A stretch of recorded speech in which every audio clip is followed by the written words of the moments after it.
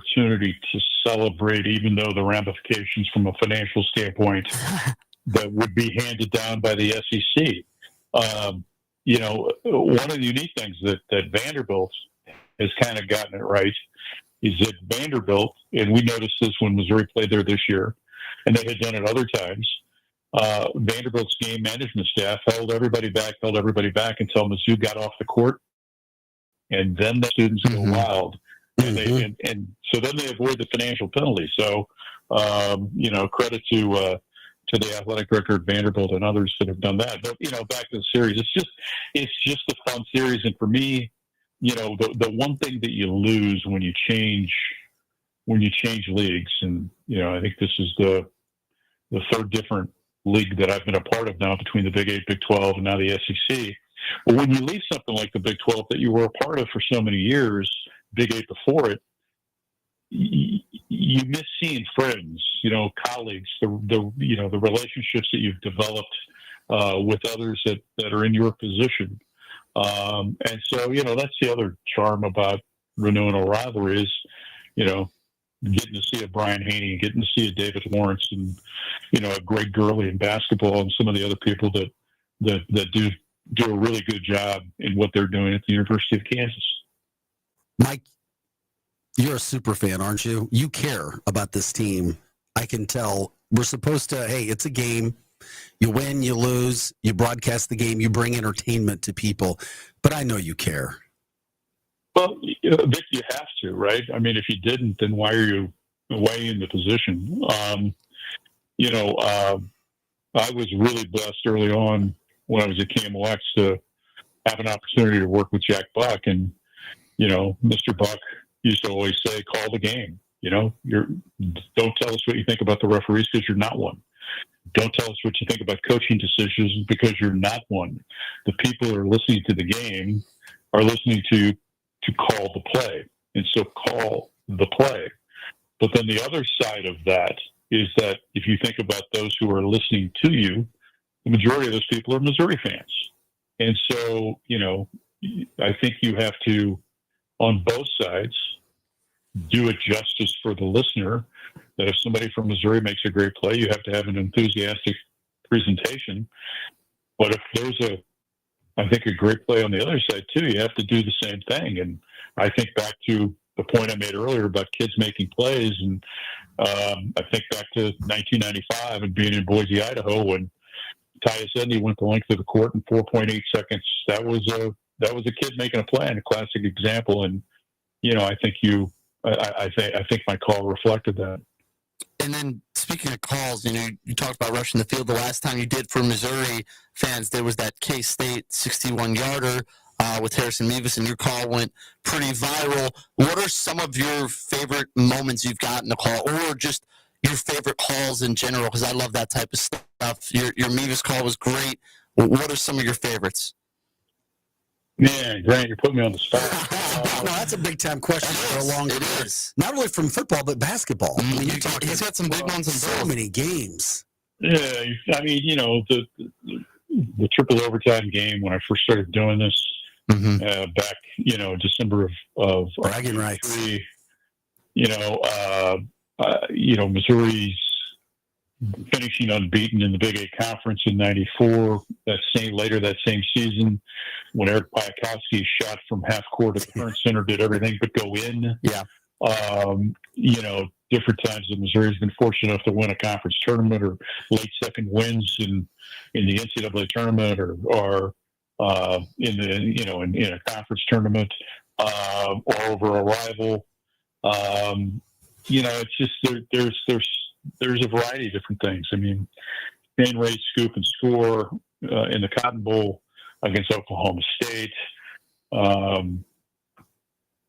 Those would be some. I mean, there are others, but just off the top of my head, the Mevis kick and knowing Harrison and knowing what kind of a young man he is and getting to watch him have that success.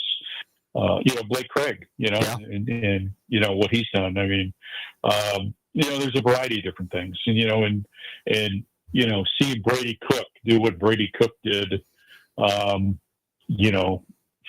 after a trip in-game to the hospital against Auburn to come back and lead Missouri to a win. I mean, that's just, those are things that you just always remember. And so kind of you to ask, but those would be some of the answers. And there's been some thrilling ones the last few years. Burden's 4th and 17 catch that propels Mizzou over Florida. Zion Young scoop and score, propelling over Oklahoma. The whole game against Tennessee when Mizzou trounced them. I mean, there's been some very exciting games you've gotten to call these last few years. Yeah, there's also been games that haven't been so pretty. Yeah, that's true. the years before that. Playing at the University of Illinois and not getting a first down until midway through the fourth quarter. Was that a shot at me? Yeah. No, sir. That was just an observation. Hey, Grant, I played in that game. That was the game. It was the most brutal display of offense you could ever imagine. Doing anything and everything you possibly can to even get a first down. Now, granted, do you remember the final score? Like 31-0 or something, I think. But they had 6 NFL guys on that defense too that were phenomenal. I couldn't imagine that from a broadcasting standpoint of dealing with that, Mike. You've also done a really good job at getting to know players and people who you're talking about over the years, football players, basketball players. Is it any more difficult now in the age of NIL where maybe some of the stars are coming later or some of the guys that you did get to know left?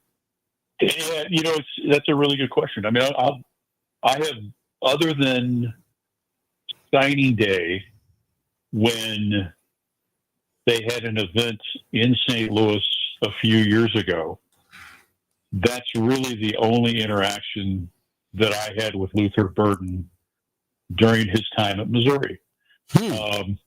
We would say something to each other, like if I was on the sidelines at a practice and things like that. But I never interviewed Luther the entire time I was during his time at Mizzou. So I would say that it's different in that, there were it used to be that, 2 players would show up at Tiger Talk every week, right? Remember that? Well, now I think there's an obligation that when those guys appear, they have to be paid, or it's part of their NIL, or they have the opportunity. I don't know how it works completely, but I just know that there are less opportunities in terms of interaction that they used to have. That's why for me, I mean, beginning 2 weeks from today, I'll be at most of the practices during the preseason because that's the easiest way to get a chance to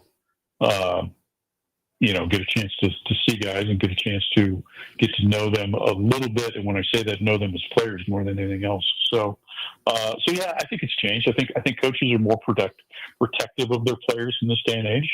I think they're more protective of their time in this day and age. I think there's probably a little bit more responsibility on their time, things that they have to do internally. And so it's just a little different, and, I don't know what's the percentage of, I mean, Vic, when you played, you'd have media day, right? And there'd be a variety basically everybody on the team would be available. Correct. And now it's limited on each week to maybe two or three guys are available. And so that's a little bit different. I mean, just I mean, the number of times that you would have during media day, like when you weren't interviewing somebody, just the opportunity to have a casual conversation with a Corby Jones or a Vic Faust or Devin West or whomever.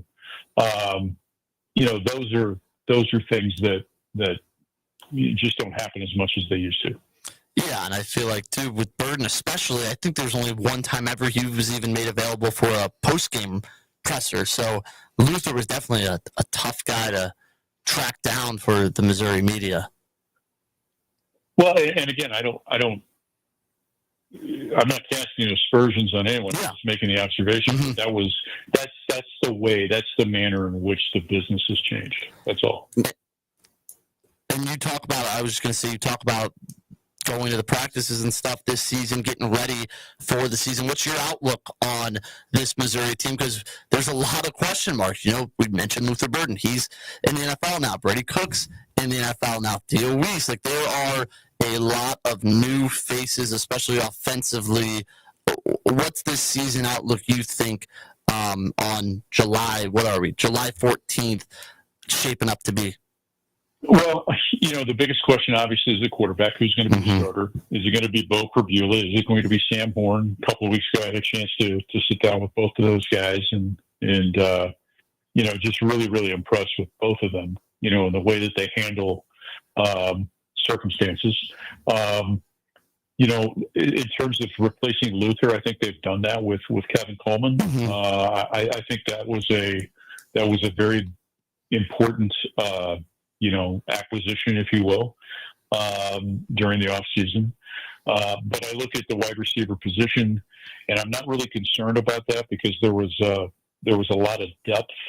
A guy like Marquise Johnson, a guy like Josh Manning, you bring in a Kevin Coleman, Aluvide, the young freshman from Florida, I think is going to have a chance to have an impact.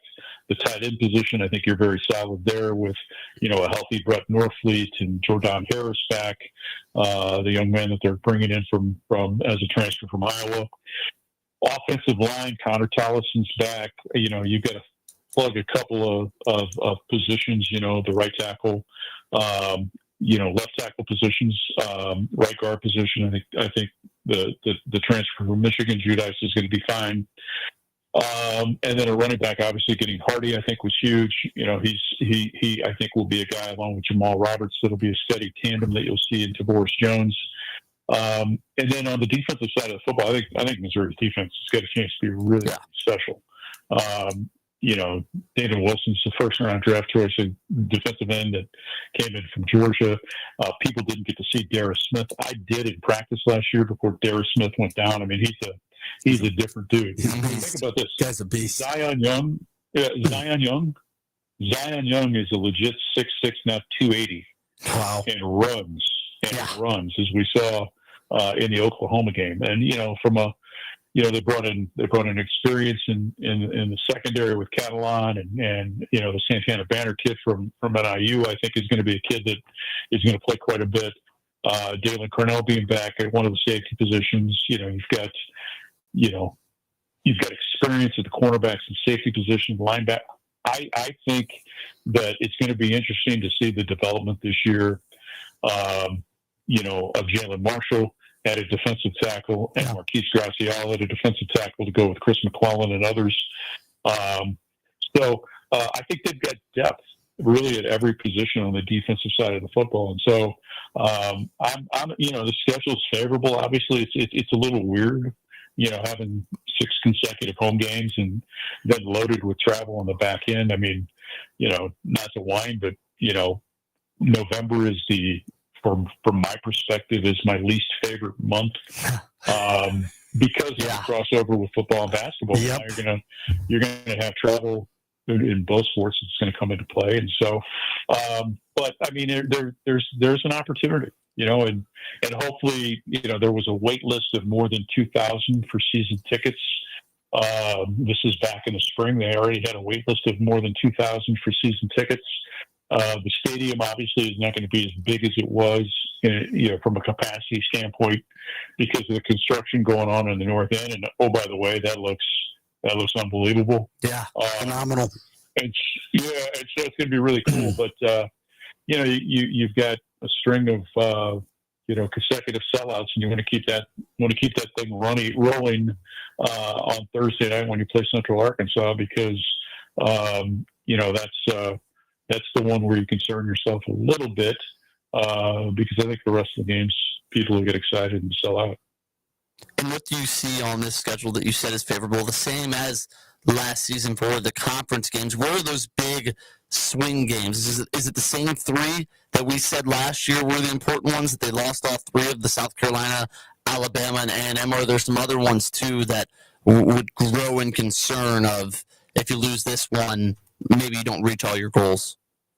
Well, I think you got to be ready to play on week 2 against Kansas. That was my first one, Mike. South Carolina, because all these Kansas kids, none of them have played in the rivalry, and all they're going to hear about is just, what it will mean to their Mizzou. South Carolina, I think, is going to be really good against Alabama, then following that up with a road trip at Auburn, then you look at the 4-game schedule from October the 11th to November the 8th. I mean, that's a really tough 4-game stretch. It's the SEC again. Auburn, at Vandy, and then Texas A&M. I mean, those are all, and then, to close the season at OU at Arkansas. It's imperative that this team comes out of the gate swinging early on through the first 6 weeks. And then we've had a lot of discussion about what's a successful season, to keep this train rolling, the momentum. Is it playoff or bust, or do you see maybe 8 to 9 wins as enough to keep the hype rolling? Well, I think it's hard to point to a team that doesn't have experience at quarterback and say it's playoffs or bust. I just think that's an inaccurate assessment. I'm glad you said that, Mike. Thank you. Yeah, because again, Sam Horn hasn't seen a lot of live bullets. Bo Pribula, was very instrumental in what Penn State did during the regular season, but in limited packages. Mm-hmm. And so now both those kids are coming in and bullets are flying, and how are they going to react? And so I think it's unfair to say that a team without an experienced quarterback is a playoff contender. I just don't buy that. Even as good as I think Missouri's defense has a chance of being, but I think honestly, Grant, I've answered these questions like this for years. Is that Missouri fans want their teams to work as hard and play as hard on the field as they did Monday through Friday to afford the ticket to go to the game. Mm-hmm.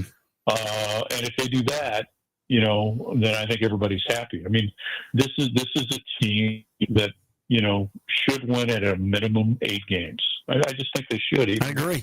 And experience your quarterback. However, there's that one thing that only God can predict, and that's the injury bug. Yeah. Right. And what happens if you lose somebody? I mean, last year they still won 10 games when Brady's probably favorite target in Brett Norfleet was banged up the majority of the season. And so, I think realistic though, and I think anything on top of that is good. But again, come out swing and be ready to play, because the back half of the schedule is much tougher. Mike, do you have a couple more minutes? I know you got a meeting coming up. I'm good right now. Hey, can you talk about how successful Mizzou has been in getting not only recruits and transfers on the football court, but also on the basketball court, because Mizzou has really utilized this new age of football to help, at least in my humble opinion, where I'm like, wow, this has really been good for Missouri. We'll see where it goes now leading up into next year with the amount of money and the cap allegedly being on the recruitment money, but my gosh, we're a player. Well, the thing that has to happen, that hasn't happened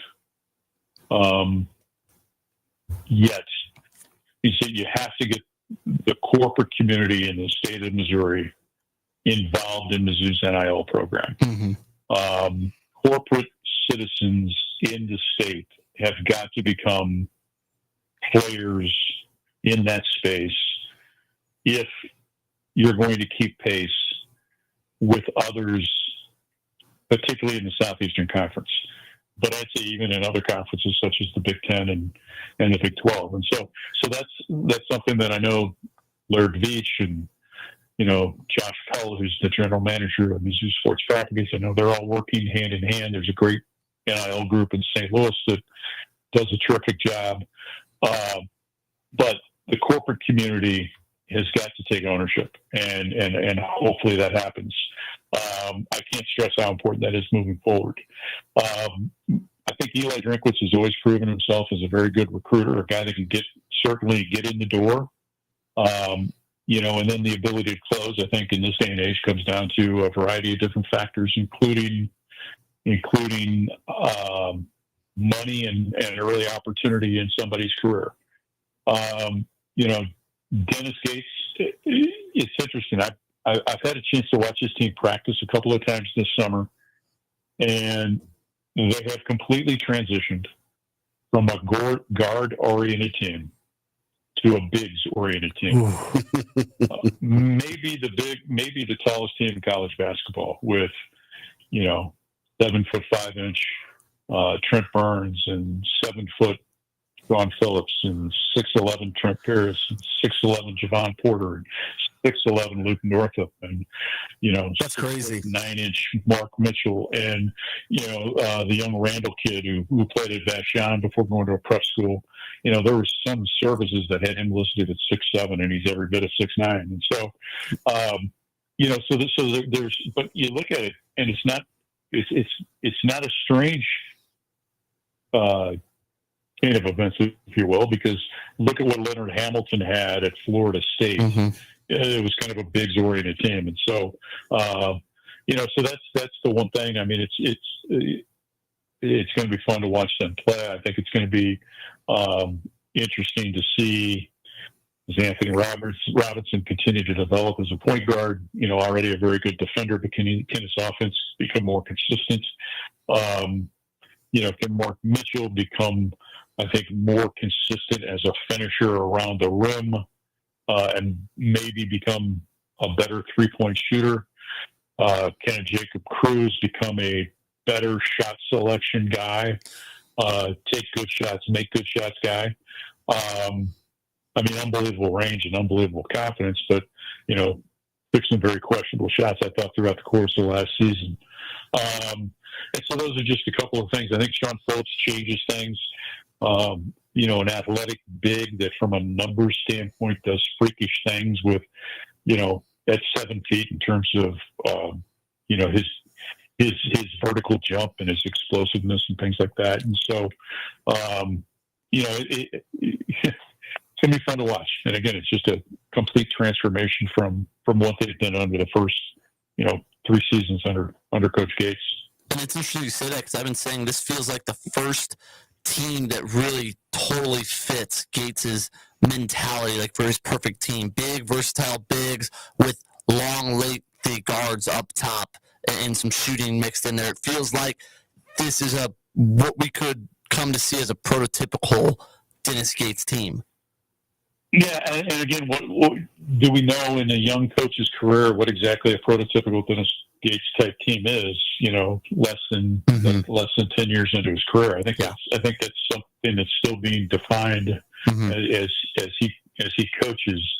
I think the one thing that we know that Missouri has to continue to put an emphasis on is rebounding, and they also have to be able to put an emphasis on on-ball defense because they've not been a good on-ball defensive team across the board 1 through 5. In the first 3 years. And so, but again, I really like what they've done. I like the athletic pieces that they put in place. And, heck, it's amazing.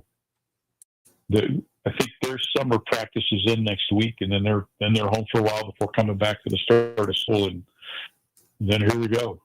Yeah, it starts quickly. Thank you, Mr. Kelly, so much for coming on. It was nice to hear your voice on the radio again, as we'll hear it often starting next month. Really excited for that and to hear you. Great joy, great insight, Mike. We appreciate it. Vic, always great to have a chance to talk to you, my friend. It's been a long time. And Grant, thank you, and best wishes to both you guys. Thank you. We will certainly see you soon at all the games coming up. Thanks to Mike Kelly for joining us on MIZ-ZOU on the Lou Information Station. We're going to take a quick break, come back. We're going to talk more football, including Sam Horn a little bit, Vic. Yeah, we'll break it down. Yeah, that's next on MIZ-ZOU. You've seen this. It's brand new.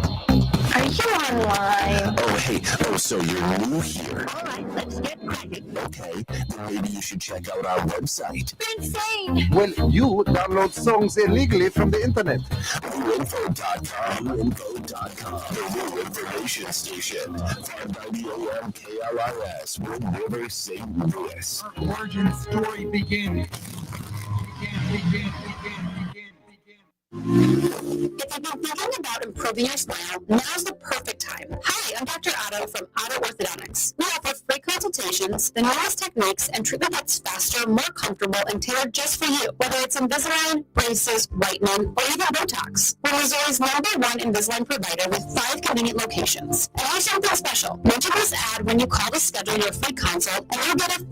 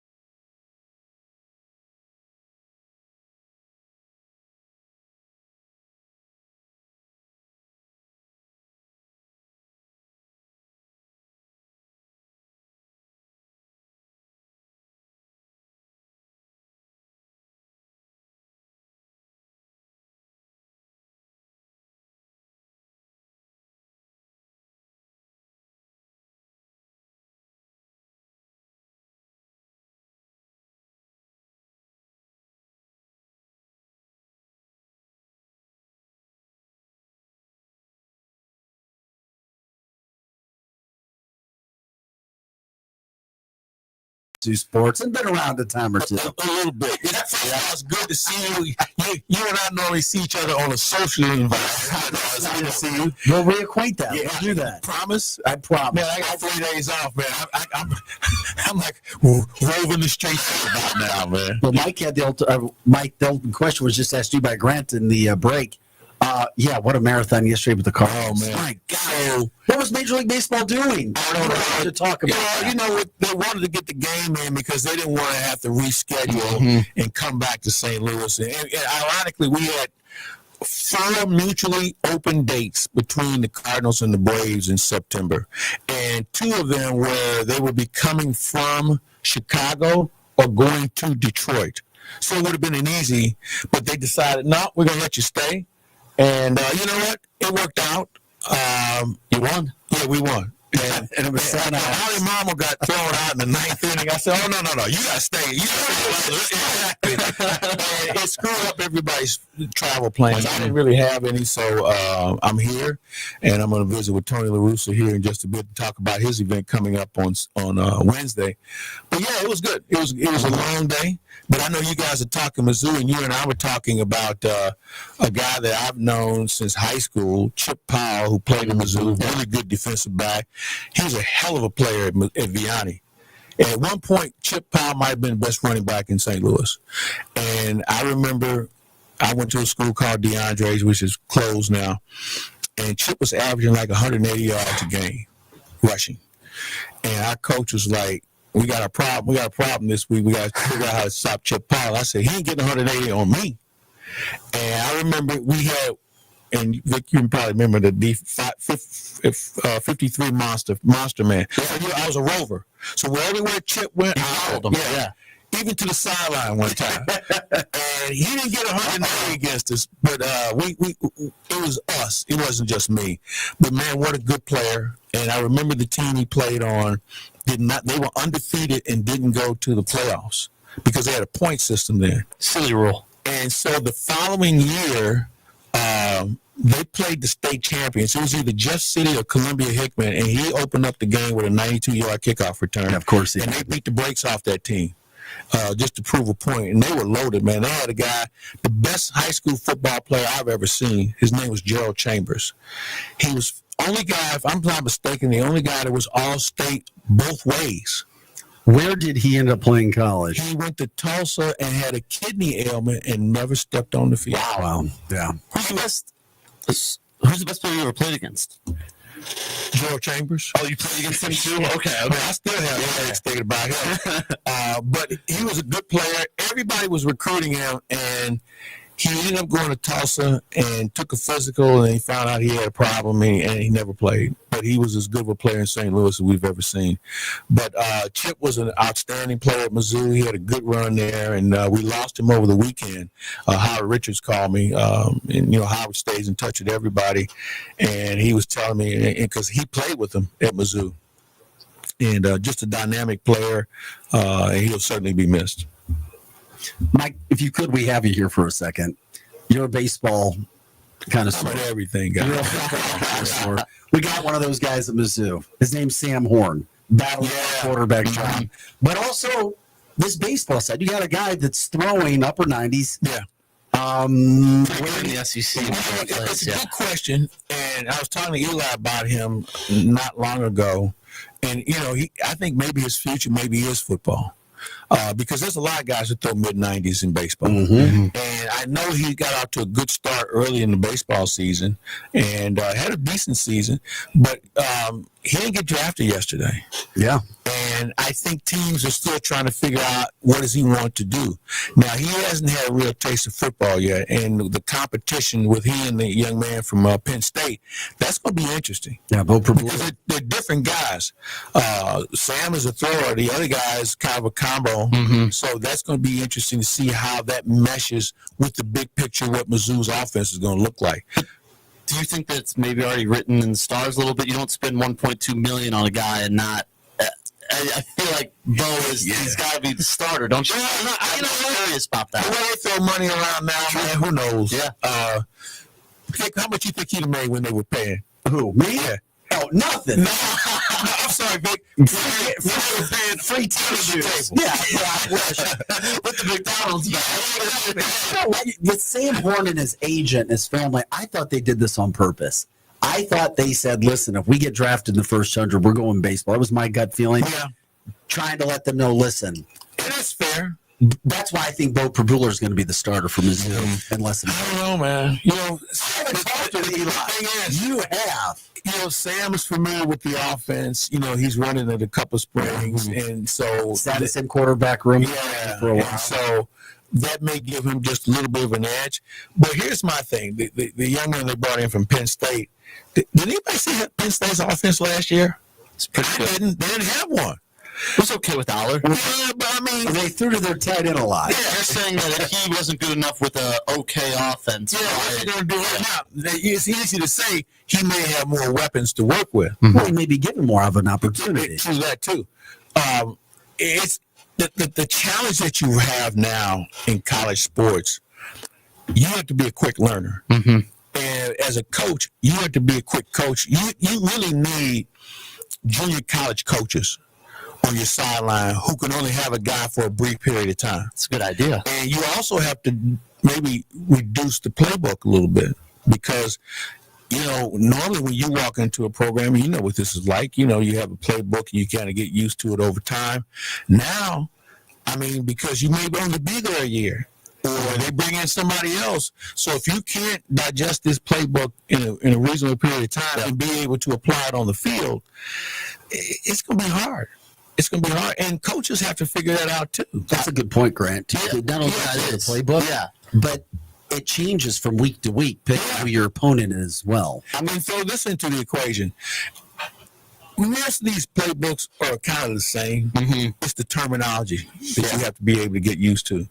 You know, what was something in one offense is going to be called something else in another offense, and I don't want to say dumb down, but you definitely have to simplify things where people can comprehend it, but not to the point where it's so easy that the defense can figure out what you're doing. I think, too, something with Prabula is no matter what, let's say he's number 2 or 1B, whatever they end up doing here, the red zone offense will improve because Prabula will be used inside goal situations no matter what. That's what he was at Penn State. You know, last year they run the Brady Cook fake pitch play and then the running back would take it and score. Now everything's opened up offensively with a guy like that has the legs that Prabula has. So worst case scenario, he's at least going to be using the red zone. That should tick up a little bit more as well. I feel like Mizzou settled a lot.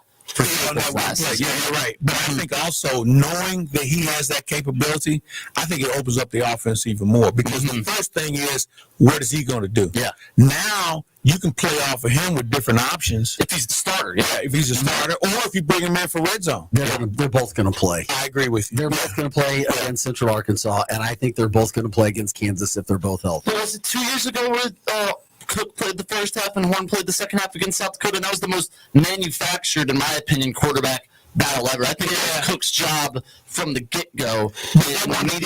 Give him some interest. Yeah. Make sure he stay focused.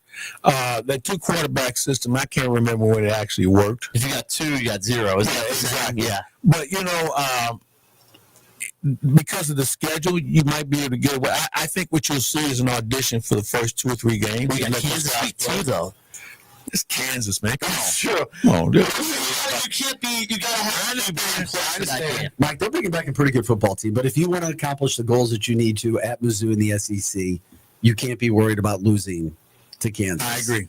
If Kansas is keeping you up at night, but you got bigger problems. But I'm telling you, this is a pretty good Kansas team that's coming. No, they did well. Jalen Daniels is back. They've done extremely well. But you know, I'm a Mizzou guy, so I never give Kansas any due. I remember I broke up with a girl because she went to Kansas. That's a good reason. It was another reason. But anyway, I think though Mizzou is at that point where they have turned the corner and made themselves a realistic contender within the SEC. You know, they were that way when they first joined, you know, but now I think the way they've shown how they've been able to recruit, they upgraded their facilities to SEC standards, and they're getting legitimate players. And that's something that they were kind of holding on at one point. Now they're competing with the Alabamas and the Georgias and some other schools as far as players are concerned. And now it's time for them to take that next step. And I'm looking forward to it. Now, the one thing I think, and I made this mistake, I'm sitting there with Eli and who's the president of Mizzou? Montreal. Yeah. We're sitting at an event. And I said, man, we got to beef this schedule up. Because I'm of the belief that you have to play better teams in order to be considered to be ranked, okay? So here's what you do. You play a regional rival. Like Kansas, that's out of your conference. You play a comparable team in another conference. So if you finish third in the SEC, let's play the third place team in the Big Ten. It'll be better than it if it's the ACC or Big 12. And then you play a bowl team that was in the bowl game last year. And then one cupcake game? One blood donor. I get it. I agree with you, but those schedules are set years in advance, right. So it's difficult to predict. It used to be that way. Well, we can't get out. Teams buy each other out all the time now. Yeah, but there's so much more money. Now that money means even more with the recruiting aspect. So what we do, we set aside $4 million for buying out somebody. We're playing UMass on homecoming this year. That's an issue. Yeah. But a lot of that was also because of how the SEC set their schedule. Yeah. So that's what I think for Mizzou to take that next step because, with the playoffs situation expanding, you want to be in that conversation. And the first thing they're going to look at, if you're on the cusp and say, well, who do they play? You're right. It will be. It's a determining factor. Exactly. Because 9-3 with a good non-conference win is better than 10-2 maybe with Mizzou's schedule. Exactly. Well, the thing is, Mizzou has to go 10-2 with this schedule to make it. 9-3 won't get you. 9-3 will You're not going to have one non-con win. You be in the Who Knows Bowl. Indiana barely got in last year. We're what, 11-1? You saw what happened to them when they got in. Yeah. So anyway. Mr. Claiborne, thank you for joining us. You know what, Mike? Good to see you, buddy. It's always great to see you. First round on me next time I see you. All right, and we'll do this. And I'm glad you guys are doing this on this station and talking some Mizzou talk because this is going to be a good year for Mizzou. Going to be a good year. Basketball too. Dennis Gates is my guy. He's doing some things. And we ran out of time. We talked about him in the first hour too before he's the man. With He's the my team guy. that they've got practicing. One of my favorite coaches, and Carrick Jackson, who's the baseball coach up there. We'll get you on in the offseason. We can talk more. Call me anytime. I'm all in. Let's go. Appreciate it, bud. Well, thanks to Mike Claiborne for coming on and Mike Kelly. We just had guest of Mike's today. Vic, another great show. You had to do it. Yeah, we try to bring the best guests that we can. If you guys know of any, if you have any contacts with people, let us know. Reach out to us here at the station, lowinfo.com, just to make sure that we know how to get in contact with these people too and who you want to hear. Yeah, for sure. Well, I'm Grant Salsman. He's Vic Faust. Thanks for everyone for tuning in today. Thanks to Mike Claiborne and Mike Kelly. It was a great show, and we'll be back same time, same place next Monday. Up next is Charlie Tuna and the Posse. This is the Loot Information Station. I'm one of the credit cards in your wallet. I'm about to explode and pop.